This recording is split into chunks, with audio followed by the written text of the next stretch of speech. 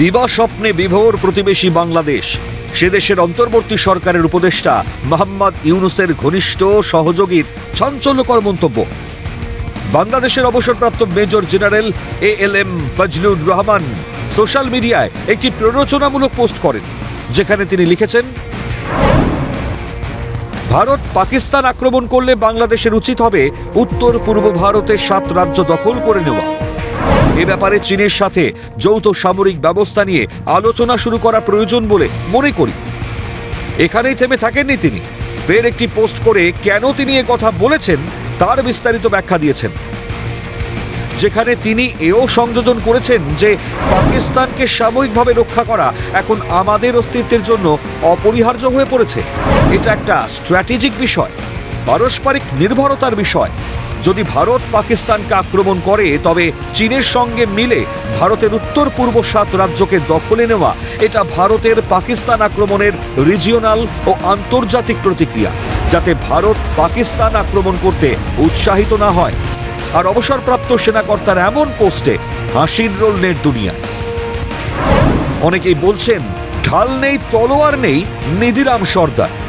ঠিক সেই কথাই অন্য আঙ্গিকে জানালেন আন্তর্জাতিক সম্পর্ক বিশেষজ্ঞ দেবাশিস নন্দী। সে কথা মানে এই নয় যে তারা এটা করতে পারবেন বা চায়না এবং পাকিস্তান শিখেছে, যদিও চায় তাদেরও অনেক প্রতিকূলতা আছে। ভারত তো ছেড়ে দেবে না।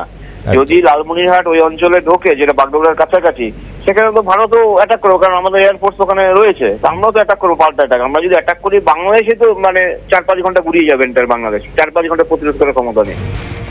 হাসিনা সরকারের পতনের পর থেকেই তলানিতে ঠেকেছে ভারত বাংলাদেশ দ্বিপাক্ষিক সম্পর্ক।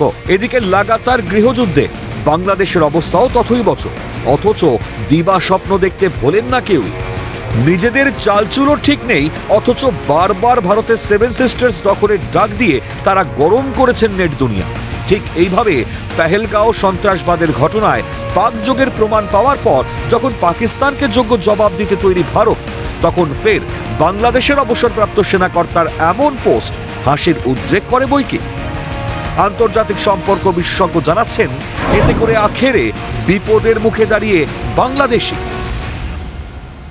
একটা দিবা স্বপ্ন রয়েছে যে তারা মনে হয় ভারত মনে খুব একটা দুর্বল রাষ্ট্র, ইজিলি তারা 7 সিস্টার্স নিয়ে নেবে এবং চায়নার সহযোগিতায়। এটা তো কখনো সম্ভব নয়। উপরন্তু বাংলাদেশ যেটা করছে, অতিরিক্ত চৈনিক নির্ভরতা, পাকিস্তান নির্ভরতার জন্য দেশের যে অভ্যন্তরে ওদের যে সামরিক বাহিনীর যে অটোনমি, সেটা হারাচ্ছে। কারণ বাংলাদেশের এরপরে এন্টায়ার ডিফেন্স সিস্টেমটা হয়তো চায়না বা পাকিস্তান দ্বারা পরিচালিত হবে। ফলে বাংলাদেশের যে নিজস্ব নিরাপত্তা, সেটাই বিপন্ন হবে আগামী দিনে। যারা বলছে একটা শক্তিশালী রাষ্ট্র যদি বলতো, যেখানে জিওগ্রাফিক্যালি ওরকম কনস্ট্যান্ট বাংলাদেশ 3 দিক ঘিরে আছে ভারতবর্ষ, সাপ্লাই চেনের ব্যাপার আছে। সুতরাং আমরা তো একটু যদি চাপে রাখি বা আমরা যদি একটু কি বলবো বাংলাদেশের প্রতি শত্রু মনোভাবাপন্নতা দেখাই, তাহলে তো বাংলাদেশ এমনি মানে গুড়িয়ে যাবে। সুতরাং এমন একটি দেশ আমাদের হুঙ্কার দিচ্ছে যার নিজস্বই সামরিক শক্তির জন্য অন্য দেশের উপর নির্ভর করতে হয়।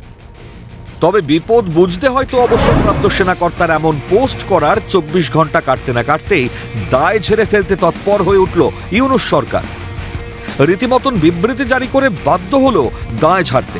বুধবার রাতে প্রধান উপদেষ্টার প্রেস সচিব শফিকুল আলম বলেন, অন্তর্বর্তী সরকার ফজলুর রহমানের বক্তব্যের সঙ্গে একমত পোষণ করে না।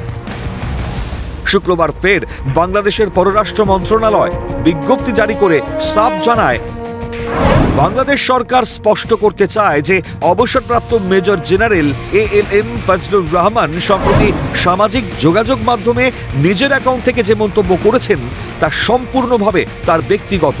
এ মন্তব্য বাংলাদেশ সরকারের অবস্থান বা নীতির প্রতিফলন নয় এবং সেজন্য সরকার এ মন্তব্য কোনোভাবে অনুমোদন করে না কিংবা সমর্থন করে না।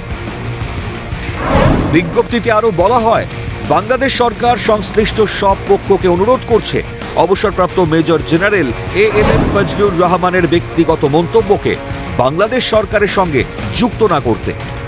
বর্তমানে বাংলাদেশের ইন্ডিপেন্ডেন্ট এনকোয়ারি কমিশনের চেয়ারপারসন পদে রয়েছেন এই ALM ফজলুর রহমান। তবে তার এই পোস্টকে অনেকেই দূরদর্শিতার অভাব বলেই প্রতিক্রিয়া দিয়েছেন নেট সমাজে। তবে চাপের মুখে পড়ে বা খানিক আতঙ্কেই যে ঠেকি গিলতে বাধ্য হলো বাংলাদেশের অন্তর্বর্তী সরকার, তা বলাই বাহুল্য। ক্যালকাটা নিউজ।